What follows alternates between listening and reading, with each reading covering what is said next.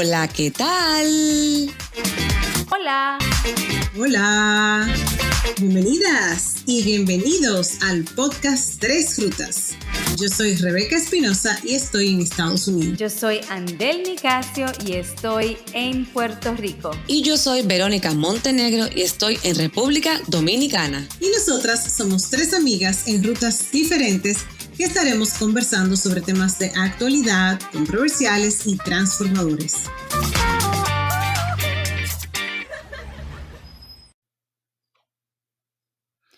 Bienvenidos y bienvenidas a Tres Rutas. Hoy nos embarcamos en una ruta de pareja, como muchas veces lo hemos hecho, pero esta vez es un poco atrevida, un poco así como nueva y vinculando cosas que no todas parejas llegan a hacer, pero que cada día más está siendo realmente una práctica. Así que vamos a hablar acerca de lo que son los contratos prenupciales o prematrimoniales. Así que chicas, díganme.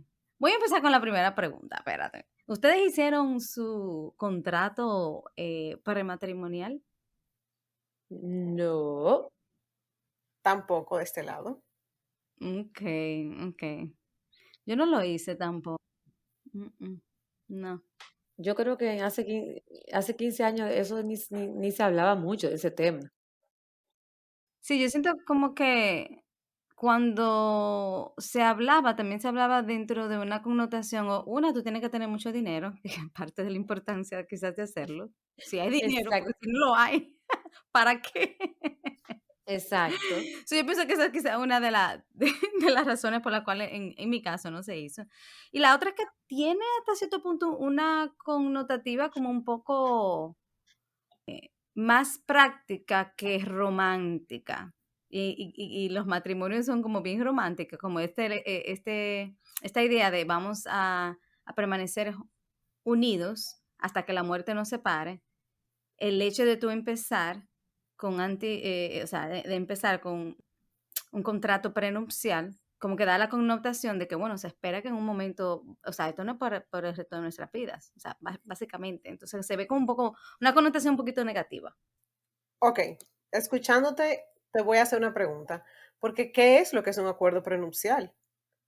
Realmente hay bienes, vamos a suponer, si yo hubiera heredado algo, ese bien, por ser herencia, me corresponde a nivel individual, entonces no caería dentro de lo que sería el matrimonio. Entonces, ¿qué es lo que tú entiendes por acuerdo? Porque yo no lo veo tan negativo el hecho de que se haga ese acuerdo antes de uno casarse. No, yo en lo personal no lo veo negativo, pero sí entiendo que tiene esa como connotación, como que si tú lo planteas. Yo recuerdo tener como la idea como de plantearlo, pero al final no tenía nada que poner, ningún bien realmente que plantar, o sea, que no hubo necesidad.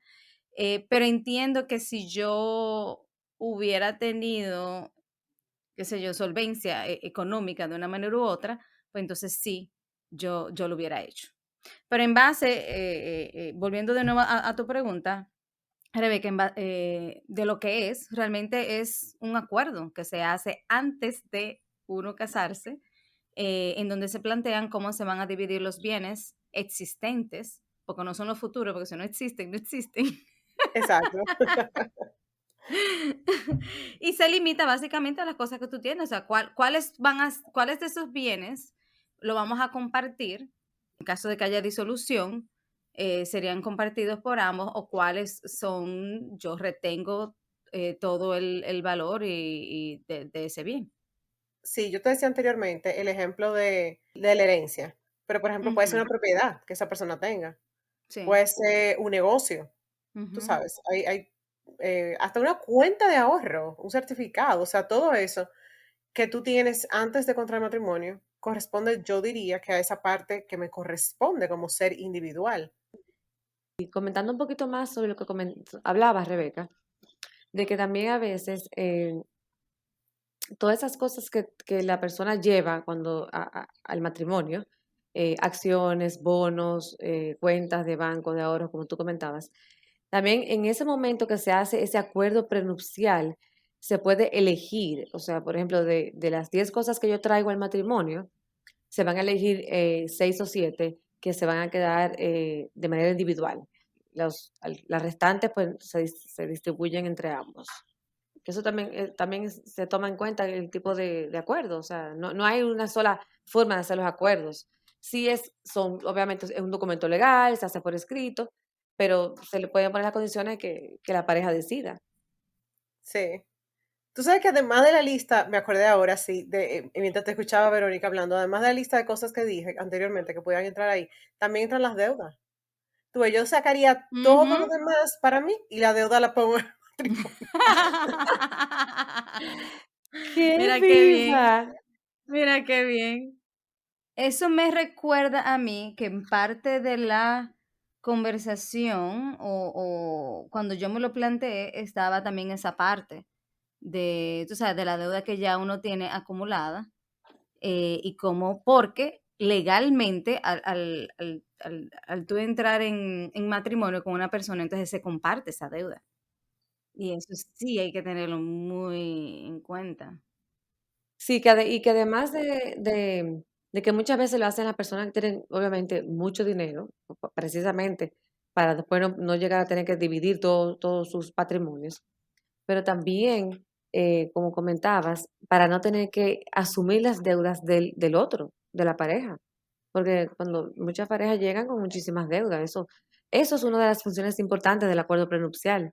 Yo me acuerdo que una vez yo escuché un episodio sobre un testimonio que dio esa persona, que cuando su marido falleció, ella, el mundo, o sea, tuvo que pasar, además de todo el proceso de duelo, de dolor, de la pérdida, tuvo que hacer un duelo económico, pero no porque perdió dinero, sino porque ella no sabía que estaba también heredando deudas.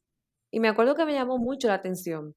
Y por eso, o sea, lo menciono como ahora, de que la verdad que si me dieran la oportunidad de hacer un acuerdo ahora mismo ok, vamos a casarnos, me voy a casar de nuevo. O sea, después que uno ha oído tantas historias, creo que sí, que con mucha más razón haría uso de un acuerdo prenupcial. Totalmente. En ese episodio que tú escuchaste, Vero, de casualidad tenían hijos, esas personas. Sí, lo que no recuerdo cuántos. Te hacía la pregunta porque una de las cosas que no están implicadas en un acuerdo prenupcial es precisamente la manutención de los hijos. Claro, lo que tú planteabas es la circunstancia en la que se ve involucrada esa persona al perder a su pareja, ¿verdad? Pero también otra pérdida es un divorcio. Y cuando hay hijos de por medio, está también entonces el tema de lo que es la manutención y eso no está estipulado. El hecho de cuánto debe pagar esa persona, quién se va a hacer responsables, las cantidades a aportar, o sea, nada de eso se establece previo a un matrimonio. Y obviamente yo entiendo que no se establece porque no se sabe si esa pareja va a tener hijos o no. Y también porque es un derecho de ambos. Sería ilegal hasta cierto punto decir que le corresponde solamente a una persona u otra, independientemente de, porque también hay muchas maneras de compartir esa responsabilidad. Pero yo pienso que parte más de eso, sí. Y además también, chicas, tomar en cuenta el país, porque hay países, por ejemplo, que si una de las parejas no tiene ingresos, no le exigen de manera legal que aporte. Entonces también me imagino que por eso no puede ser como estipulado en ese tipo de acuerdo. Y además la cantidad, o sea, porque, por ejemplo, exacto, también depende cuántos niños son, las necesidades de los niños. Esos abogados se la traen. ¿Cómo podemos entonces, para recomendar a la audiencia, cómo saber si yo necesito un acuerdo prenupcial? ¿Qué ustedes creen? Bueno, señor, lo primero es que si usted es millonario, hágalo. Oye, la condición de ella. No manque. Mira, Sí, o no, antes o no, o de, no. bueno, yo voy a hacer, yo voy a tener una opinión muy radical en esta. Tú sabes que a la medida de que uno adquiere experiencia, uno cambia ciertas, bueno, maneras de ver la vida, obviamente.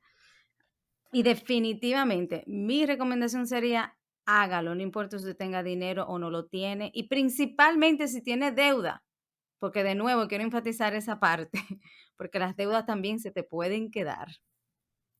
Y eso sí no sería fácil.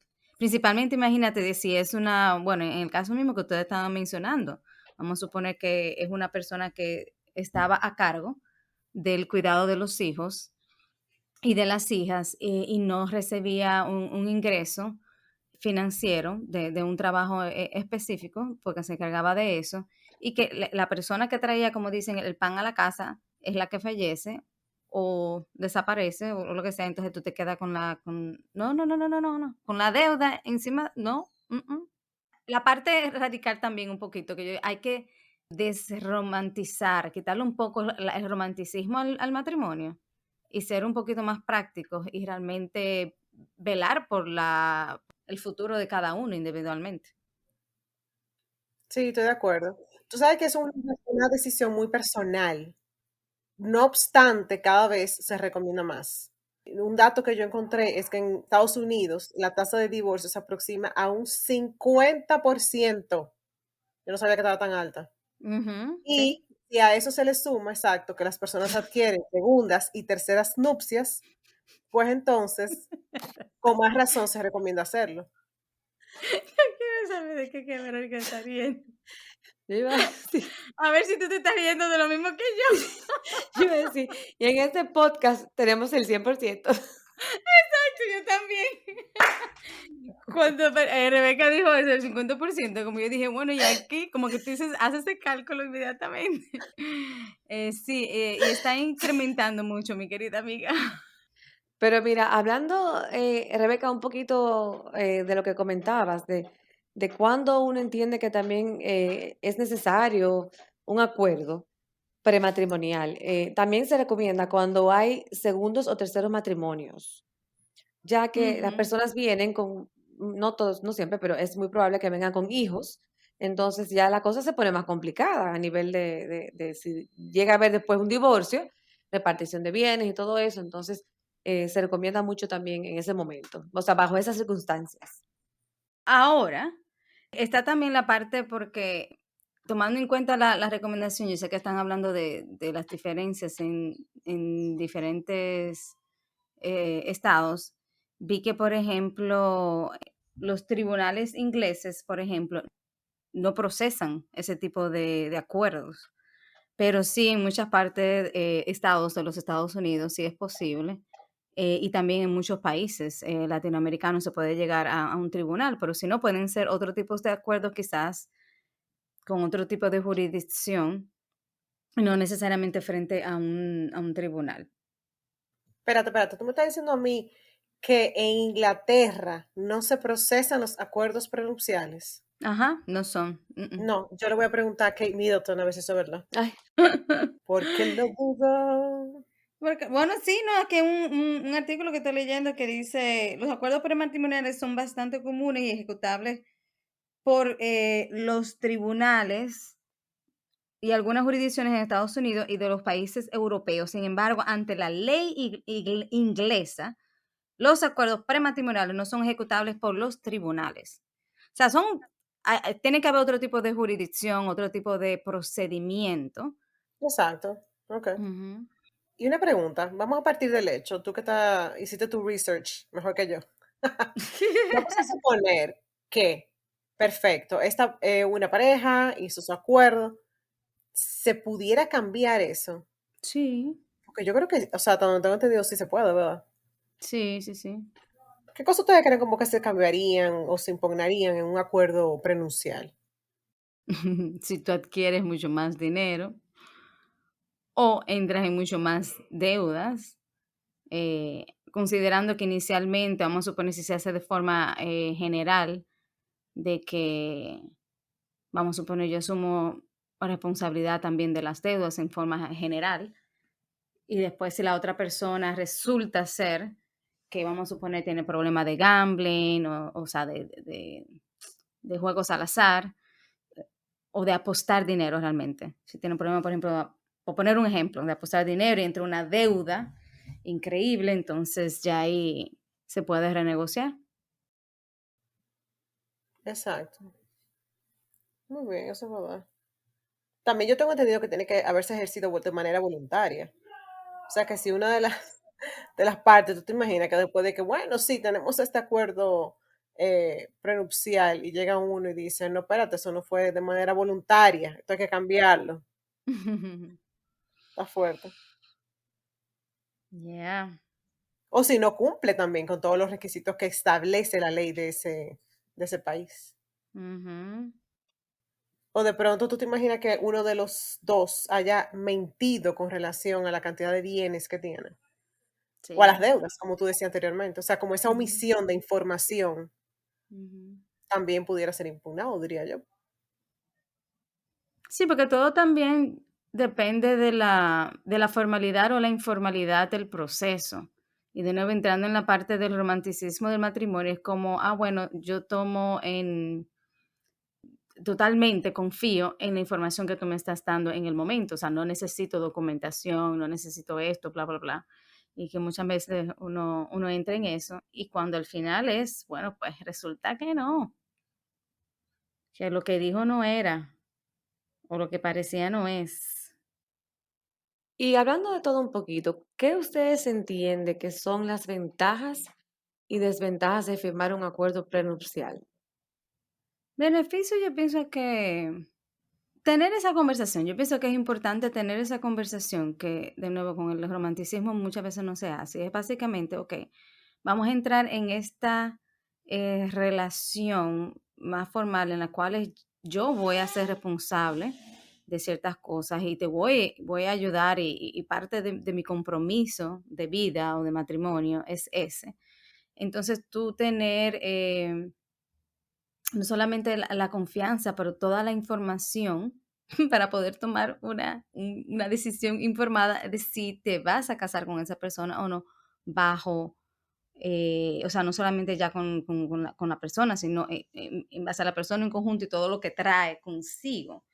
Entonces, yo pienso que ayuda mucho para hacer ese planteamiento inicial e inclusive ver cómo van a seguir adelante. Vamos a suponer que, bueno, si resulta que yo tengo esta deuda, yo nunca te la había mencionado, yo siempre pago a tiempo, pero realmente mi deuda de tarjeta es tanto. Ok, como pareja, de ahora en adelante, nosotros vamos a hacer un plan y esto es lo que vamos a hacer, vamos, por ejemplo. Y yo te voy a ayudar o yo decido no, es tu responsabilidad, eso fue antes y yo tengo otras metas o otras ideas para la pareja. Tú sabes, hacer esos planteamientos, porque son ya cuando tú entras en un matrimonio, lo ideal o lo que se espera es que esas decisiones ya no son tuyas individuales, son decisiones que le compete a ambos como pareja porque ambos van a tener la misma responsabilidad ante la ley. Yo también creo que puede ayudar a evitar que las parejas tengan conflictos futuros con respecto a ese tema. Se puede establecer un procedimiento de cuáles van a ser las decisiones en el futuro. Eso también puede ser una gran ventaja.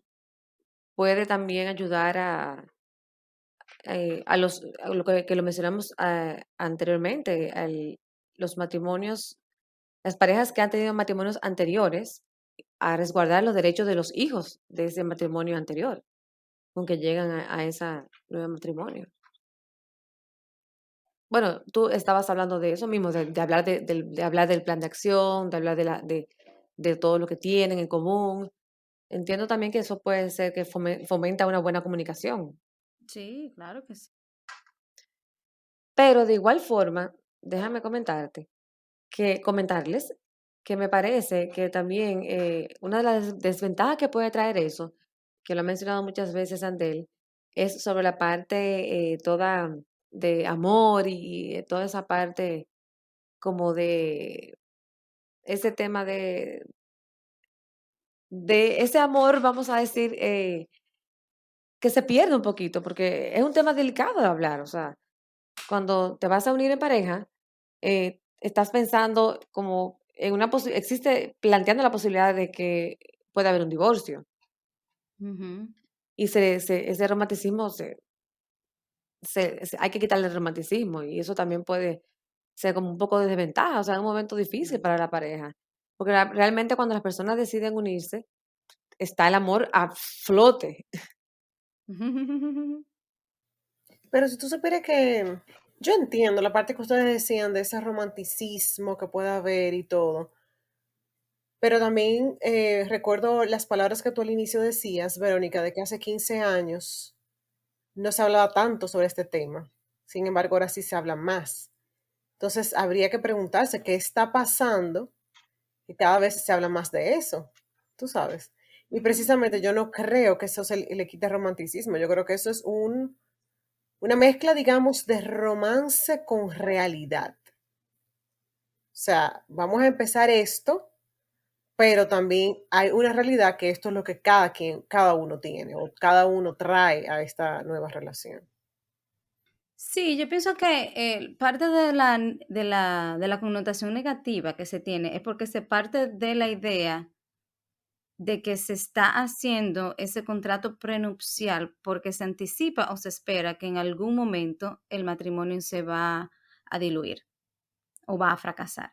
Entonces, si partimos de la esencia de lo que es la unión matrimonial, inclusive en la parte quizás más religiosa, es esta idea de que van a estar juntos hasta que la muerte los separe, por ejemplo, mayormente en el contexto católico, que es el que tengo mucha más familiaridad. Entonces, eso contradice totalmente ese espíritu, ese deseo o expectativa de estar unido por toda la vida. Pero si lo vemos desde el punto de lo que estaba hablando, por ejemplo, Verónica, un poquito expandiendo esa parte, trabajar aún más con la pareja o prepararla aún más para seguir su ruta juntos y asumir esa responsabilidad unidos. Si lo trabajamos desde el punto de que esto va a fomentar una mejor unión, va a solidificar su futuro financiero, por ejemplo, sus prácticas, su comunicación financiera, pero pueden ser también en otros ámbitos de la vida, entonces se puede ver de una manera muy diferente. Yo pienso que entonces vemos como si lo vemos anticipando esa parte de la disolución o divorcio, pues entonces sí, todo el mundo se va a quejar. Pero si lo vemos en todo lo positivo que puede traer desde el principio, para que esa relación sí garantizar o ayudar a que sea más duradera, pues entonces se vería un poquito diferente ante la luz de muchas personas. Déjenme yo hacer una intervención un poquito jocosa. Cuando estábamos, ustedes saben que siempre pedimos opiniones del público. El público, en varios momentos nos dijo, cuando nos sugirieron un par de temas, hace un tiempo, hace poco, ha salido a relucir un acuerdo prenupcial muy importante entre una pareja muy reconocida porque no es una pareja nueva y son Jennifer López y nuestro precioso Ben Affleck. Ellos establecieron en el acuerdo prenupcial que hicieron, ¿ustedes saben qué establecieron? La parte sexual, eso fue Nada que ver con dinero. No, el dinero lo más seguro está ahí. Lo que resalta Claro, tú o sabes, sea, la publicidad además, y demás, y el morbo, es esa parte. sí, fue muy llamativo, todos los medios hicieron eco de esto, porque la verdad Ujú. que creo que, o sea, pocas veces había mencionado en acuerdos prenupciales estas personas famosas, y ellos pusieron relaciones sexuales al menos 4 veces por semana. O sea, noticia, no noticia, porque eso es, vamos a decir, chisme de los famosos que hizo eco. Y la verdad que da mucha risa tener que saber que ellos ponen eso en un acuerdo prenupcial. Tú ves, eso es un ejemplo en el que yo considero que se puede impugnar, porque de aquí a 10 años, vamos a suponer que no le duran más de 10 años a J-Lo, las parejas, sorry, a los amantes de ella, Exactamente. pero vamos a suponer, eso va a haber que impugnarlo de aquí a par de años, porque eso no va a ser fisiológicamente sostenible para él. Si es que ella, como tú dijiste, llega a los 10 años. Y ustedes saben que hablando de parejas y de acuerdos prenupciales, cuando estuve leyendo para el tema, hay algunas que también son temas interesantes. Por ejemplo, Nicole Kidman y Keith Urban, corríjame cómo se pronuncia, las gringas, firmaron un acuerdo donde que hablaba que si él volvía a utilizar drogas o alcohol, ella iba a quedar exenta de cualquier responsabilidad económica después del divorcio. Tenemos asimismo, hay muchas parejas más. Hubo otra que hablaba de la parte de el manejo de los niños. Hubo una que habló de los famosos que dijo que si su marido le era infiel, no le iba a permitir ver sus hijos. Todo eso en acuerdos prenupciales. Wow. Tú ves, esos acuerdos prenupciales sí me gustan porque tienen como cláusulas que ya no van más allá, o sea, que van, perdón, un poco más allá de deudas, certificado, dinero, propiedades, etc. Óyeme, tienen cláusulas que realmente son significativas. Y por ejemplo, algo de lo que Andel decía ahorita, que quería sumar a eso que tú decías, que yo considero que precisamente uno dice que el acuerdo pierde el romanticismo y es porque las parejas no están acostumbradas a hablar de dinero. Ujú. Yo considero que históricamente es un tema como que súper importante y es del que menos se habla. Yeah. Y tal vez por eso nosotros lo vemos como que, ay, no, se van a casar con un acuerdo, no. Y entonces empieza como ese morbo de por qué ha implicado aquí, como no hay confianza, no hay comunicación, porque se va a hacer esto o aquello. Cuando Ujú. la verdad es que hemos visto y hemos analizado mucho más ventaja de dejar todo por escrito. Y me imagino que da también un poquito de paz el hecho de que ciertas cosas están garantizadas o ciertas cosas ya están discutidas y ya tú sabes a lo que te abstienes. No creo que si una persona, bueno, puede pasar, pero en la mayoría de los casos no creo que el contrato prenupcial en sí necesariamente fomente la disolución de un matrimonio. Porque como le decía al principio, si esas conversaciones difíciles pasan a tiempo y son trabajadas, pues entonces eso lo único que tienen son ventajas para la relación y la comunicación entre ellos. Ahora, dejar eso ahí y no hablarlo y tenerlo pendiente y bueno, yo no sé, y asumir y seguir con esas dudas y demás, lo que va creando en un futuro muchísimas cosas que no aportan realmente al sostenimiento del matrimonio, de la pareja en sí. Pero nada, lo que hay que ver es principalmente con J-Lo y con todas esas personas que divulgan sus intimidades o no sus intimidades, los detalles de sus acuerdos prenupciales, de si realmente sería interesante cuando llegue el divorcio, como dice Rebeca, porque va a llegar de aquí a 10 años, la separación con esa pareja en sí de hielo que estábamos hablando, aunque honestamente lo estoy diciendo relajando. Ojalá que le dure por Claro. muchos años y que ya no haya más cambios y que esté feliz, ambos muy felices y realmente tener una familia muy linda, totalmente.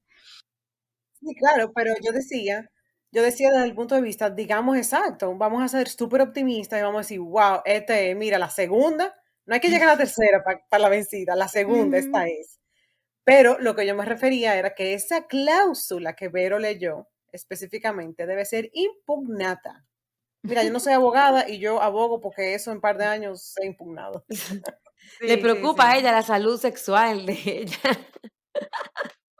De Ben Affleck, vamos a ser realistas.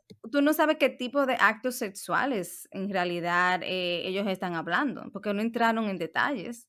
Ellas dijeron relaciones sexuales. Exacto, relaciones sexuales, ahí caben muchísimas cosas. Y no todas necesariamente se necesita el miembro viril.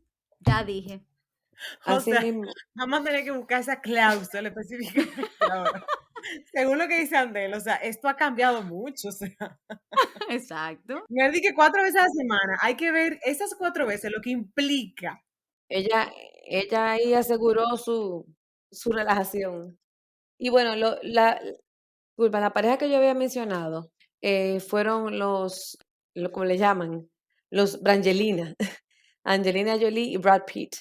Él, Ah, si sí. es infiel, él va a perder la custodia completa de sus hijos si le fuera infiel. Claro, ella sabe por qué puso esa cláusula. y me retiro lentamente. Ay, exactamente. Ay. Bueno, yo creo que nos vamos retirando. Yeah. Bueno, a modo de comentario a eso, ahí es donde entra entonces también la situación de si tú necesitas tener un contrato para forzar o hasta cierto punto asegurarte de que una persona haga algo que tú sabes que te va a hacer daño a ti y daño a la pareja, como que, ¿qué tipo de relación entonces esa que se está construyendo? Entonces ahí entra Sí, la parte de nuevo, lo romántico se va totalmente, se convierte más bien en una transacción entre dos personas, de yo hago esto, el otro hace lo otro, pero si te sales del cajón, Claro, por eso yo veía, o sea, cuando me hablaban de contrato prenupcial, yo lo veía más en la parte legal. Por eso ujú, cuando leí los ejemplos y veía las noticias de todas estas cosas que esta gente decía, es como tan absurdo porque es lo que tú comentas, Andel. Es como ya empezar a poner la parte relacional de la pareja bajo ujú, como que, ok, ujú, entonces tú sabes que si tú me eres infiel, entonces yo te voy a quitar los muchachos. Y si tú entonces no me das lo que te estoy pidiendo a nivel sexual, entonces va a haber una reprimenda, no sé, repercusión. o Ujú. sea, por favor, o sea, ¿tú entiendes? Eso como que, yo no te digo que la gente inventa tantas cosas. Yo creo que los contratos prenupciales, según hemos hablado, como a nivel de la parte legal, de la parte de lo que implica, cada uno cuidar sus bienes, la herencia de los hijos de sus primeros matrimonios, las deudas que puede traer una de las personas, lo veo bastante útil en ese sentido. Pero ya con la parte más relacional, como que no está. sí, porque mira que los ejemplos que ustedes están dando, básicamente es anticipatorio. O sea, se está anticipando que va a haber una situación en ese matrimonio. Exactamente. Ujú. Nada, en todo este tema surge entonces la inquietud de si realmente los matrimonios que establecen esos acuerdos prenupciales duran más que los que no. O sea, ¿cuáles de esos entran más en un divorcio? Así que si alguien tiene la respuesta para esa pregunta, por favor, nos las envían, nos dicen que estamos para darle seguimiento a eso. Chao. Ya que descargaste este episodio, te invitamos a compartirlo. Estamos en todas las plataformas digitales. En Instagram nos encuentras como @tresrutaspodcast y nos puedes escribir al correo electrónico tresrutas.podcast@gmail.com. Te esperamos en nuestra próxima ruta.